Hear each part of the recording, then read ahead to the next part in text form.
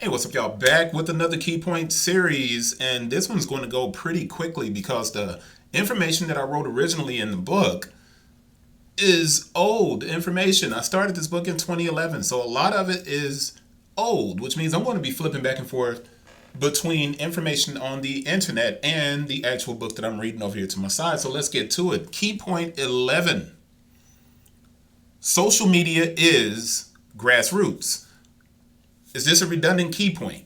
Yes, it is. However, I cannot stress the importance of utilizing social media to grow your company slash business. Now, back in 2011, when I wrote this, Twitter had a registered 145 million users. Let's go over here now and see what Twitter has.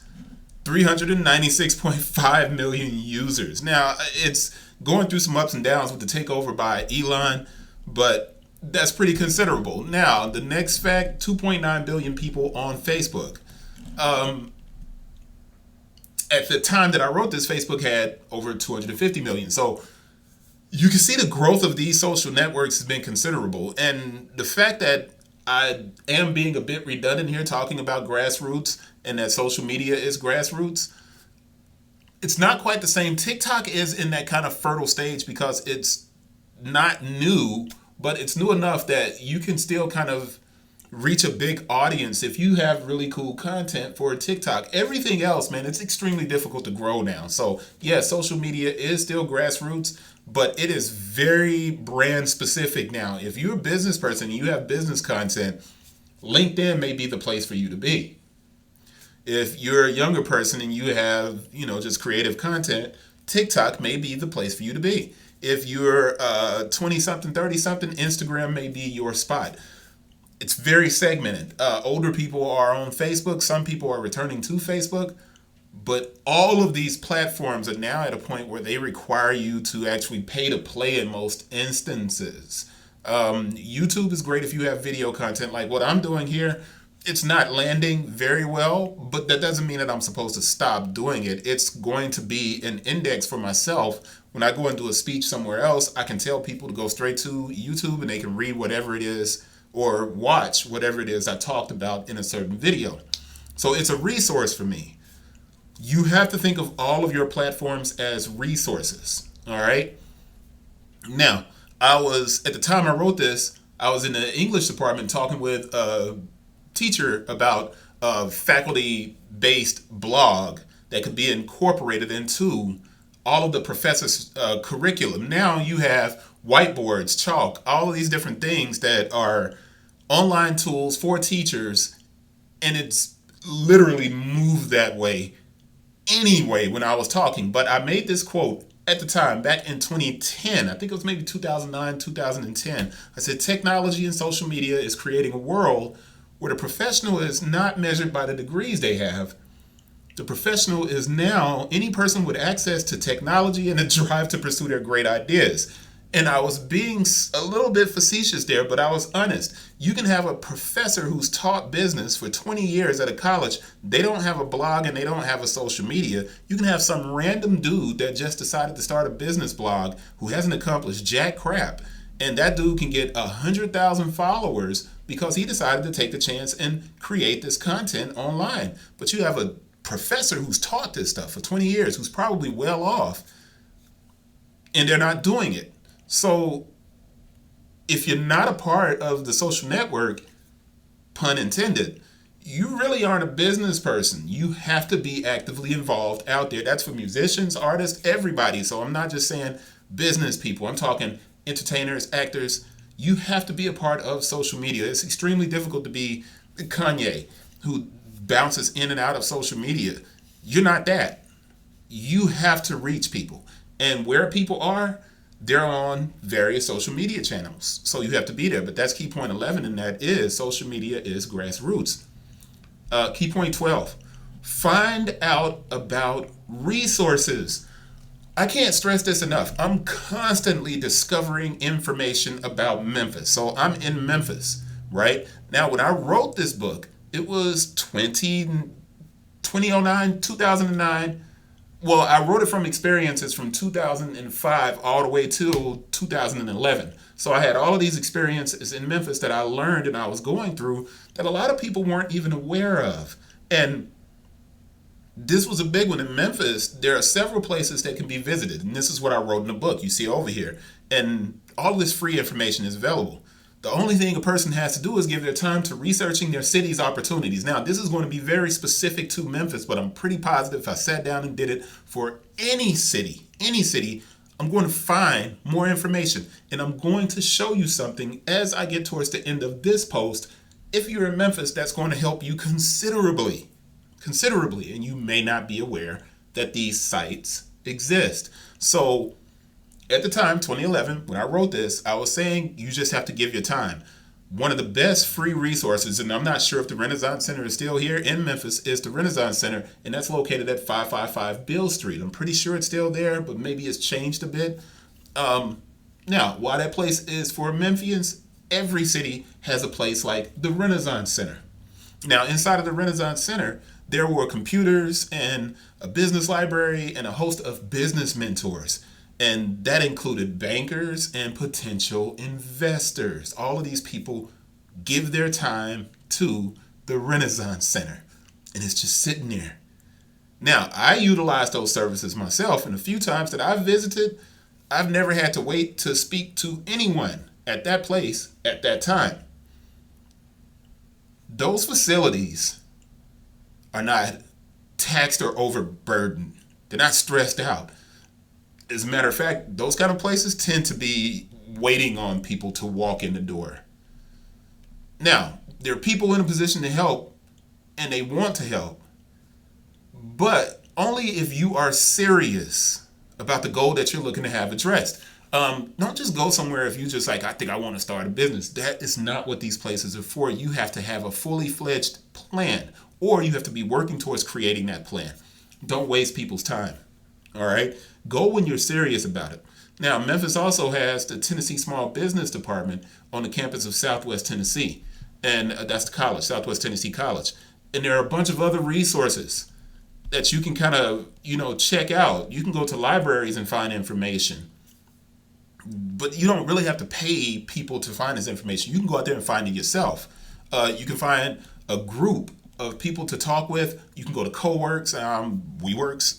You can go to co-work spaces and talk with people if you're sociable. Now, if you're a person that is a little bit, you're an introvert and you don't really like getting out like that, and you don't feel comfortable speaking with people, or maybe you're a person, it's not about being introverted, you don't want to give your idea away because you think it's groundbreaking and world-changing. More than likely it's not. But if that's how you are, then you can take the time to go online and browse the internet for videos and articles. Whatever the method that you use to decide to start looking for places, looking for resources, places that are resources for you, don't be afraid to discuss those ideas, and make sure you dive in and do a ton of research. Now, I'm adding to this because, like I said, this was written so long ago. Over here, if you're in Memphis, here's a website, edgemem.com. Everything that you're looking for, pilot programs of payments in lieu of taxes, ICE loan, IRB bonds. This is Edge Memphis. This is the Memphis Opportunity Zone, right? And it tells you different locations where there are opportunities that are seeking investments, or if you want to list your fund, or if you want to find different places to invest in and work. There's just a ton of information out here for Memphians. And I know Memphis is not the only city like this. Now, this final one, if you're in Memphis, River City Capital Investment. And people don't know, if you don't know, but this is ridiculous. Rates as low as 4%, minimum credit score 550, flexible terms. And these are the different loans that are available. And you probably can't see the one that's over here over my head, but it's Neighborhood Impact, River City Accelerator, River City Launchpad, Chart the Course for charter schools, River City Real Estate for contractors. And you can apply for these loans. This stuff is out here, man. It's exciting when you really think about it. It's like, oh, wow, all of these things are out here. But if you don't research it, you're not going to find it. Now, like I said, this is strictly for Memphis, but please, I'm like begging you, find out about your resources. Please. Key point 13. I think I'm going to end it on this one for right now, and then I'll go to the next one because a lot of the next few are about blogging and things like that, and a lot has changed since then. But key point 13, research your chosen market. Research your market. Research your market. And I can say that for an hour straight, and because I'm stressing this, man. Research your market. That should be common sense. But believe it or not, there's too many people who decide to jump into different waters before seeing if it's hot or cold, right? You don't go to the pool and just jump in. Some people do because they're maniacs. But you kind of dip your toe in and test it to see how it feels. Same thing if you're getting in a tub, you dip your toe in to see if it's too hot. When I was starting Arch, the sneaker company, not the business as it is today, I had one shoe company under my belt, and that was Show Shot, right? So I knew the difficulties. But this is the funny thing. I didn't use Show Shot as my foundation.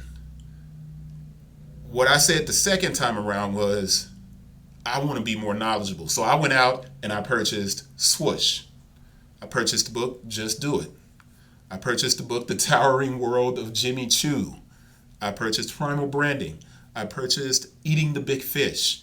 I watched every episode of Shark Tank. I visited a site called Rise to the Top, Mediafly, eVids. I enhanced my technical knowledge of how to use various social media for grassroots marketing. I watched MSNBC shows. Even today, I still watch CNBC shows. Anything on entrepreneurship, any article I could find about footwear brands. I bookmarked all of that stuff and I studied it. I still go back and reread Swoosh and Just Do It and Jimmy Choo. I mean, and I've added the Chick-fil-A story on S. Truett Cathy.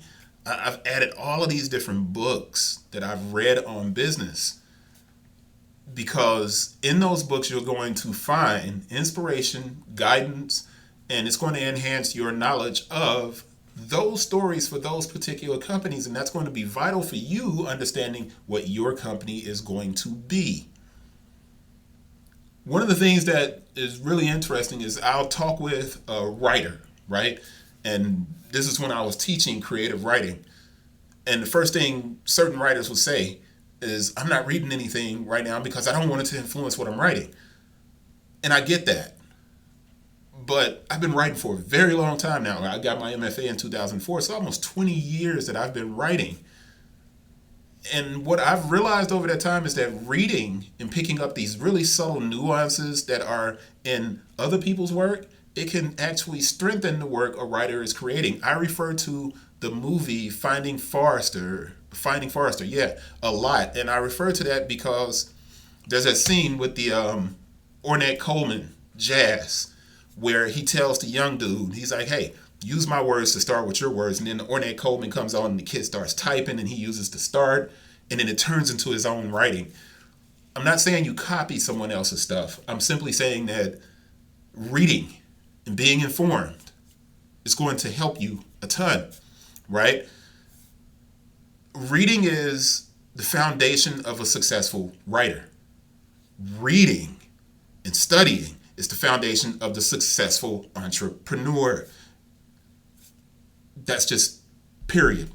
If you don't know the market you're going into, how can you expect to really make any big strides and leaps in that market? How can you do that? Let's say you're a t-shirt designer and you haven't read about the history of t-shirts. If you don't understand that a company like Nike, a $50 billion company, once had the worst athletic apparel in the market. It was trash. And it took them serious developments to improve. If you don't understand that a person is just as likely to buy a plain white t-shirt, 3 for $10, and throw that on just as they are willing to buy another t-shirt from someone else, then you're basically losing the battle that's being fought by millions of people on a daily basis. T-shirt companies are the easiest things in the world to start. And you have to ask yourself, is it wise to start a t-shirt company? No, the answer could be yes, or the answer could be no. But consider this: it used to be much more difficult for people to make tees. Now you can buy at-home screen printing for a little bit of nothing, and you can do it. So the investment has decreased, and it's easier to do that. Or you can use something like a Spreadshirt or Canva. You can use almost anything to create shirts and get t-shirts in. So yeah, you can start a t-shirt company, but so can everybody else. What is going to make your brand different from another brand? What makes your company the t-shirt to wear? Is there a foolproof plan for success in the t-shirt market? Nah. And none of those questions that I just answered have definitive answers. But at the core of each one is the fact that if you don't understand your market, t-shirts, consulting, computers, whatever it is, if you don't understand your market, you can make all of the stuff you want and it won't sell. Now, I have to also say you can understand your market and you can know your market and you can still fail. The more research you do as you are working on whatever project you're working on, the better chance the project has of succeeding. But you don't have to wait until all of your research is done, because that's never going to happen. You're always going to be researching and studying and learning new things towards a business. You just need to be informed before you launch, right? The more prepared you are, the better you will be when you encounter difficulties in generating revenue and interest in your brand. Research is vital to entrepreneurship. Know your field. Because if you don't, you better just have dumb luck on your side if you think you're going to win. The next key points, 14 and up, they need a bunch of adjustment from the writing. I'm trying to decide if I'm just going to read them straight out or if I'm just going to kind of compile a lot of them together, but I'll get to those. I appreciate you guys watching this. If you're enjoying this kind of series, reading of this book, then, subscribe to the channel. Share the video with people who are starting businesses. I don't know everything, man, but I've been through enough now to be certain that I can help somebody. And hopefully this is helping you out. I'll see you guys on the next one. Peace.